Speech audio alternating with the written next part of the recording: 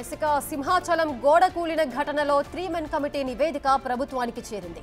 నివేదికపై హోంమంత్రి అనిత, దేవాదాయ శాఖ మంత్రి ఆనంద్తో సీఎం చంద్రబాబు చర్చించారు. మధ్యాహ్నం 2 గంటలకు సీఎం చేతికి అధికారులు రిపోర్ట్ను అందించారు. ఆ నివేదిక ఆధారంగా చర్యలు తీసుకోనుంది ఏపీ ప్రభుత్వం.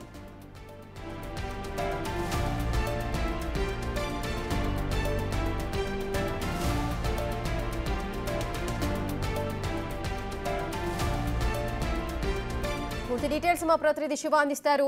శివ, 3 మెన్ కమిటీ రిపోర్ట్ కూడా రెడీ అయింది, సీఎం కి కూడా చేరినట్టుగా సమాచారం అందుతోంది. పూర్తి డీటెయిల్స్ ఏంటి?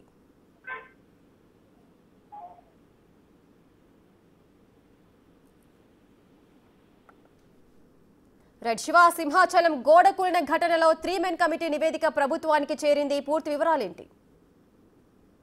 కనుక ఏదైతే సింహాచలం గోడగూలి దాదాపుగా 7 చనిపోయిన ఘటనకు సంబంధించి ఏపీ ప్రభుత్వానికి 3 మెన్ కమిటీ ప్రాథమిక నివేదిక ఇచ్చింది. దీంట్లో సురేష్, ఏకే రవికృష్ణ, వెంకటేశ్వరరావు ముగ్గురుగా ఉన్న 3 మెన్ కమిటీకి సంబంధించి కొద్దిసేపు క్రితమే నివేదికను ఏపీ ప్రభుత్వానికి అందజేయడం జరిగింది. ఈ నివేదికకు సంబంధించి కూడా సీఎం చంద్రబాబు పూర్తి స్థాయిలో కూడా అధికారులకు ఆదేశాలు జారీ చేసిన పరిస్థితి కనిపిస్తా ఉంది. సో ఆదేశాలకు సంబంధించి ఏదైతే 3 మెన్ కమిటీ వచ్చిన నివేదికను బేస్ చేసుకొని హోంమంత్రి అనితతో అలాగే మంత్రి ఆనం రామనారాయణ రెడ్డితో కూడా సీఎం చంద్రబాబు సమీక్ష నిర్వహించినట్టు తెలుస్తా ఉంది. దీనిపై ఇంకా లోతుగా విచారణ చేయాలి, అసలు ఏం జరిగింది ఏంటి అనే దానికి సంబంధించి సమగ్రంగా కూడా నివేదికను పరిశీలించాలని చెప్పి సీఎం మంత్రులిద్దరిని కూడా ఆదేశాలు జారీ చేసినట్టు తెలుస్తా ఉంది.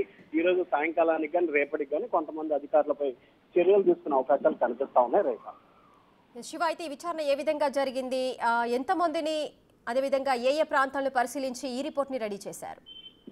మొత్తం మీద చూసుకుంటే సింహాచలం గోడ కూలిన ఘటనకు సంబంధించి ప్రభుత్వం సమగ్రమైన నివేదిక కావాలని చెప్పి ఆదేశాలు జారీ చేసింది.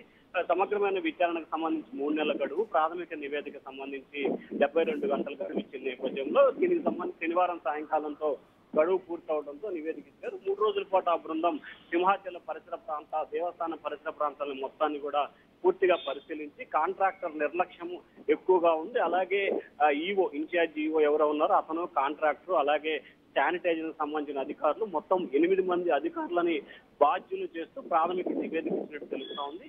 దీంతో పాటుగా ప్రభుత్వం వైపు నుంచి కూడా, అంటే ఈ 3 మెన్ కమిటీ కాకుండానే ఇటు దేవాదాయ శాఖ నుంచి కూడా ఒక నివేదిక చేయాలని చెప్పి సీఎం ఆదేశాలు జారీ చేశారు. కాబట్టి సో దేవాదాయ శాఖ నుంచి ఒక నివేదిక, హోంశాఖ నుంచి ఒక నివేదిక, అలాగే 3 మెన్ కమిటీ నుంచి మరొక నివేదిక, ఇంటెలిజెన్స్ నుంచి ఒక నివేదిక, మొత్తం 4 నివేదికలు సీఎం కు చేరినట్టు తెలుస్తా ఉంది. ఈ 4 నివేదికలను బేస్ చేసుకొని దాదాపుగా 8 నుంచి 15 మంది ప్రభుత్వ అధికారులపై చర్యలు తీసుకునే అవకాశం కనిపిస్తా ఉంది. Rekha right, thank you Shiva, thanks for the details.